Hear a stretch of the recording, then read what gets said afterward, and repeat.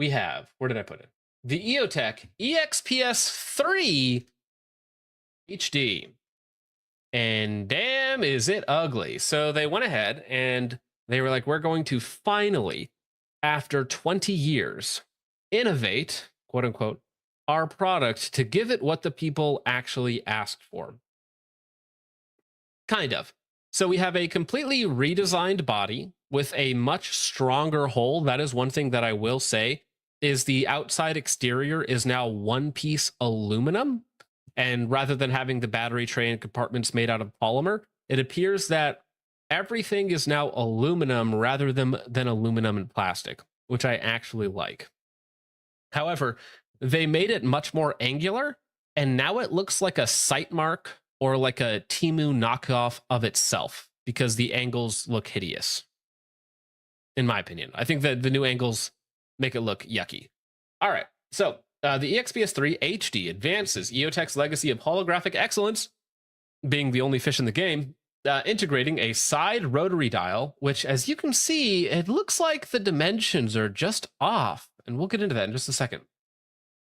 Adaptive auto brightness, that's interesting. Rapid activation shake awake. Okay, so now we have auto on, auto off technology. Kind of cool, right? People were asking for that. Didn't improve battery life, but they did give us auto on, auto off, which will extend battery life mechanically, right? A durable all aluminum housing, which is an upgrade in my opinion.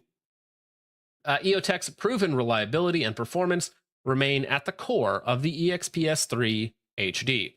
Now, with enhanced functionality and design, it delivers the same fast, both eyes open engagement, blah, blah, blah, blah, blah. The new side rotary dial is compatible with magnifiers. Yep, actually, that's nice. Not at the back of the optic on some of them. The new left side 1.7. Okay, the new center line of the EXPS3 HD is 7.4, which is very comfy. No risers needed. And the approved legend object is your answer. Sure. Now, unfortunately, so battery life is rated for 1,000 hours at daylight setting 4. They have reduced your overall settings from 30 to 12. So you now only have 7 daylight settings, 4 night vision settings, and 1 auto brightness setting. So you have 12 in total. The problem is on old Eotechs, you had 10 night vision settings and a night vision lockout button, which is really nice. That means that you can really fine tune how bright that dot is or how dim that dot is, more likely, right? So you can always have an appropriate brightness setting for your night vision stuff. Now they have removed a lot of your daylight settings, 13 of them, and they've removed 6 of your night vision settings. So they've given you even less options, probably because you can only fit 12 spots on a rotary dial. That would be my guess. And then you have 1 auto brightness setting. Now, all that being said, you still probably have a more than enough night vision settings to actually make it work. 4 is perfectly fine. I think you have 4 on the Sig Romeo 8T. On the some other night vision optics, you have like 3 settings. So I think 4 is still enough. However, they definitely reduce the amount of total variability you have in your brightness options, which is one thing that Eotech did really, really well. Now, the auto brightness setting, it's all right. I would probably never use it, but it's an Eotech, so it's something, I guess. Now, in terms of your sleep mode, you have 10 minutes, 1 hour, 12 hour, or disabled with shake awake technology. So you can still have your auto off, no auto on, or you can have a shake awake feature, right? So if it's a bedside gun and you grab it in the middle of the night, in theory, it should turn right back on. Now, another problem with it, as I see that super chat come in every day, it's the MSRP is $1,000, or the map, sorry, is like 1,000. It's like $969 or something like that. I'm pretty sure the map minimum advertised price is $1,000. So they've made it uglier. They gave you a rotary dial with shake awake. That's kind of nice, right? And they've made it 50% more expensive, which is not particularly exciting. As I think, let me see if so I think somebody posted the full price. Let me see. Do. It's somewhere around here. Let me see if I can find it. If somebody posted the actual price of it. I don't think somebody posted the actual price, but I remember seeing the MSRP or the map being around like $1,000, like 950, 960. Okay, 955. EXPS3, this one that we're looking at right now, map of 955. So you're looking at $1,000, $1,000 or 4XT Pros, or almost 3 at that price, right? So it's very, very spendy. And the HoloSun Ames, which is also pretty good in that same ballpark, is like what, 300, 350, something like that. Not that expensive.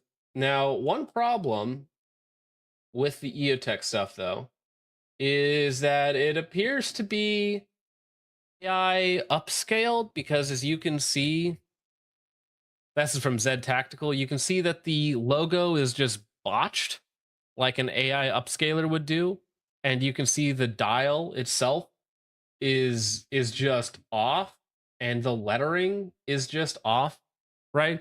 This looks like an AI upscaler tried to fix a really low res image, and it just completely failed. It just completely failed. So like you tried, and it didn't really work. So a little oops. Little oopsie on there for a $1,000 optic. Again, map of 955. Now, a couple other little updates to the Eotech lineup. Sorry, is you now have the EFLX CE, which I think has a map of 455. So they made it much more expensive. It is now enclosed, kind of like your HoloSun EPS. So now you can get an American EPS, kind of. It looks very similar to something like the I forget what they call this. I think they call this the CV Life Wildhawk, which this is a $150 Chinesium optic. Looks very, very similar to this, right? But now you have a $500 Eotech EFLX CE, going to be competing with the Sig Romeo X, probably the Vortex Defender enclosed. And they're made in, where are these made? Does it say? No, doesn't say. I'm pretty sure the big one is made in the US, but the EFLX, I'm actually not sure if those are made in the US. I think those still might be made overseas. So it might be one of the most expensive Chinesium products on the market for $455. Nothing particularly special. You got a battery tray hanging off the back. You got batteries on top, or sorry, buttons on top for everything. It's not all that exciting. Now, the Vudu, this is another quick update on the 3 to 9, their mini ACOG looking thingamajig. They did finally update the reticles, because the reticle on the 3 to 9, the only option that they had available for a long time, was just this reticle here, which had a 4 MOA center dot, the reticle on the left. Now they finally decided to update it and come out with the package 2 and package 3, which have real usable reticles that can actually do more things. Because the reticle that's currently in the 3 to 9 Vudu like sucks. I like the form factor, but the reticle sucks. So now they have a new usable reticle, which is the package 2, the MR-5, which is the only one that I would buy. I would only ever buy the MR-5. Nothing else. Absolutely nothing else is even useful. So, I mean, that one there, you have a 0.2 mil optic, or a 0.2 mil, which is like a 0.6 MOA at 9x, which is way more precise and actually usable. Love the form factor of the thing. It looks horrible, but I like the form factor of it. It's lightweight. It kind of does the ACOG plus things, and they finally came out with a reticle that didn't suck. The new reticle, the MR-5, actually looks okay. And that is something that I would buy, possibly. Chudvane it says, when did Eotech go from Kino to absolute trash for aesthetics? The most important category. That's a really good point. Really good point. I just think they're kind of gaytards. Gaytards. Although, to be fair, this is one that I would buy. So if the MR-5 came out and in a reasonable time frame, I would pick one up, because I think it is an interesting form factor, if nothing else.